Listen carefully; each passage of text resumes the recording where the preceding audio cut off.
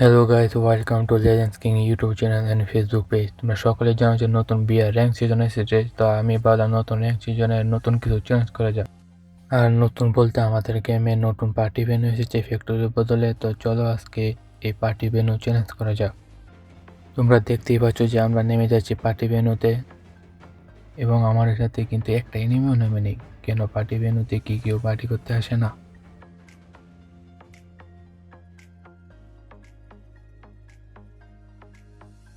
Enemy আসার আগে চলো আমরা আমাদের লুটটা করে নিই। তো তোমরা দেখতে থাকো।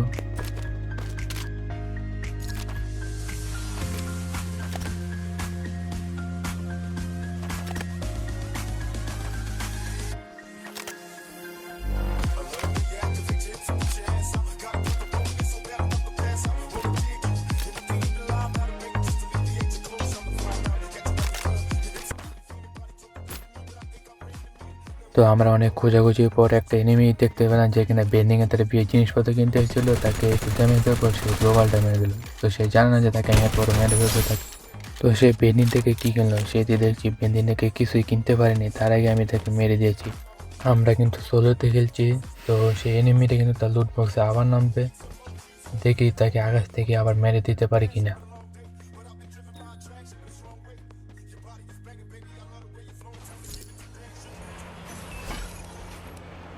ড্রোনে কিন্তু সামনে একটা এনিমি দেখতে পাচ্ছি। এটা কি সেই এনিমিটা আবার নামছে নাকি আর একটা নতুন এনিমি? তো সামনে যে এনিমিটা আছে চলো তাকে গিয়ে আগে মেরে আসা যাক। আমি বরং একটু হোল্ড করি, কারণ দুইটা এনিমি ফাইট লাগলে আমি তাদের মধ্যে থার্ড পার্টি করবো, তারপর দুইটা গেলে আমি নিজে পকেটে ভরে নিতে পারবো।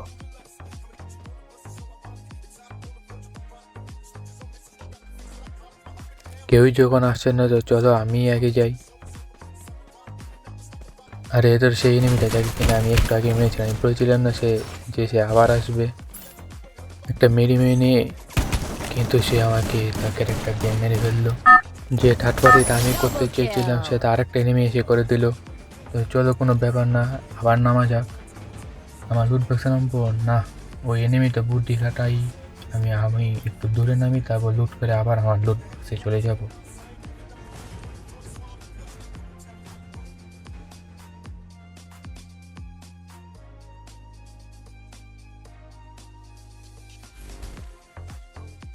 নামার সাথে সাথে কিন্তু আমরা কট গান পেয়ে গেছি। তো চলো এখন লং রেঞ্জের গান যখন পেয়ে গেছি, তো সেই এনিমিটা গিয়ে মারা যাক।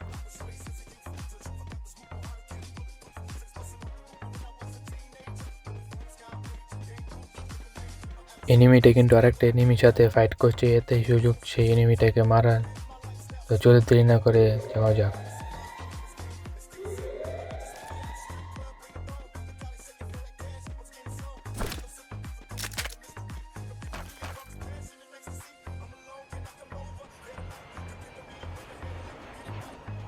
এনিমিটা কোথায়? দুইটা এনিমি কি ফাইট লেগে কি মরে গেছে নাকি? ওই তো একটা এনিমি দেখা যাচ্ছে। আরে এটা তো সেই এনিমিটা যায় কিনা আমাকে মেরেছিল, এবার তাকে আরেকটা এনিমি মেরে দিয়েছিল। সমস্যা নেই, এবার তাকে কট গান দিয়ে একবারে মেরেই ফেলবো গ্লোবাল টোবাল ভেঙে।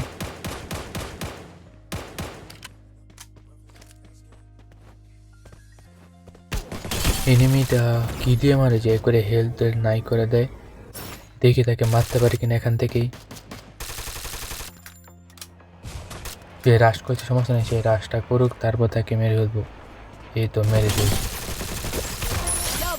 আমি এনিমিটার হাতে MP40 দেখেছিলাম, আগে একটা মেডি মেরে নেই, তারপর MP40টা নেব না।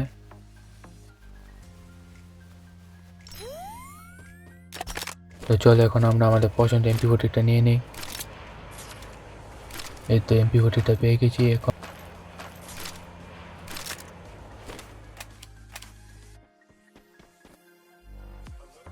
আমি কিন্তু একটা এনিমি আওয়াজ পাচ্ছি, তার মানে সেই এনিমিটা এখানে এসে রাশ করবে, কারণ এখন মাত্র একটা ফাইট হয়েছে না।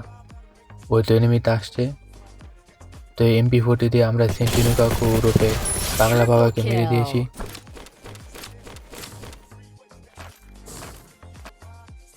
তো সামনে কিন্তু একটা এয়ার ড্রপ পড়েছে, তো চলো এয়ার ড্রপটাকে ম্যাচ করা যাক। আগে দেখে নেই যে এই ড্রোনে কোনো এনিমি টেনিমি আছে কিনা।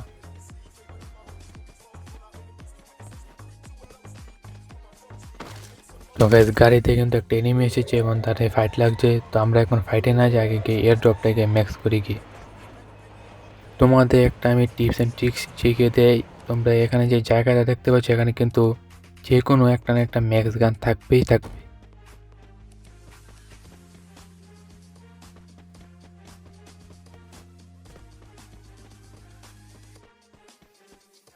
তো তোমাদেরকে আমি আরেকটা টিপস অ্যান্ড ট্রিক শিখাই যে কীভাবে তোমরা এয়ার ড্রপ ম্যাক্স করতে পারবে। এমন জায়গায় বসে এয়ার ড্রপ ম্যাক্স করবে যে এনিমি তোমাকে জিন্দেগিতে দেখতে পারবে না। এই যে এখানে কোনাটায় বসে একবার এয়ার ড্রপটা ম্যাক্স করতে পারবে তোমরা পুরোপুরি। এতে এনিমি কিন্তু তোমাদেরকে সহজে মারতে পারবে না এবং তোমরাও কিন্তু অনেক সহজে এয়ার ড্রপটা ম্যাক্স করে ফেলতে পারবে।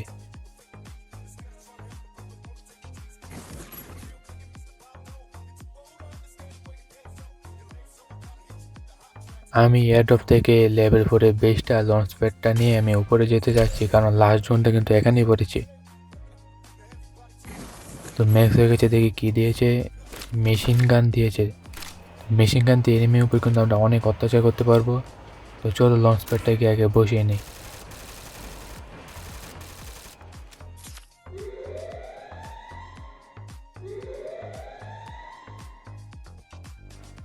আরে লঞ্চ প্যাডটা কি এইসব জায়গায় বসে না নাকি?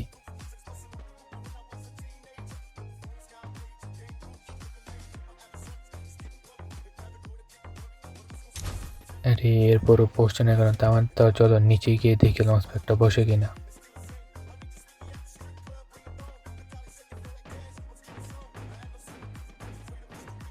আরে নিচে যে এরপর লঞ্চ প্যাড বসছে না কেন? এ কি, আমার নেটওয়ার্কটা একবার 99 হয়ে গেছে। তো নেটওয়ার্ক আসার পর দেখতে পাচ্ছি যে লঞ্চ প্যাডটা বসে গেছে। তো চলো এখন ফ্যাক্টরি মানে পার্টি বেরো ছাদে উঠা যাক। একবারে নিরিখ করে উঠতে হবে। ইস, আরে একটুর জন্য উঠতে পারিনি।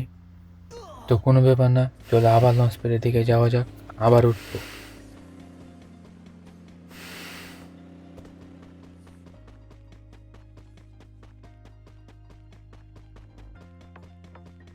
তো আমি দেখতে পাচ্ছি তো সামনে একটা এনিমি ক্যাম্পিং করছে, এলো তো তাকে এমপিওটিতে মেরে ফেললাম এবং তার লুট বক্স থেকে আমরা এসবিটিটা পেয়েছি। তো চলো এসবিটিটা নিয়ে নেওয়া যাক, এনিমি মারতে আর সুবিধা হবে। তো আমি তাই সেই এনিমিটার মতন এখানে বসে একটু ক্যাম্পিং করি, এখানে অন্য এনিমি আসলে তাকে মেরে দিয়েবো। আমি কিন্তু এখানে অনেক এনিমি আওয়াজ পাচ্ছি, কোনো না কোনো এনিমি তো ঠিকই আসবে, তো তারপর তাকে মেরে ফেলবো। এ তো সামনে একটা এনিমি, তাকে এমপি40 দিয়ে একবারে লুট বক্স বানিয়ে তাকে সোজা লবিতে পাঠিয়ে দিলাম।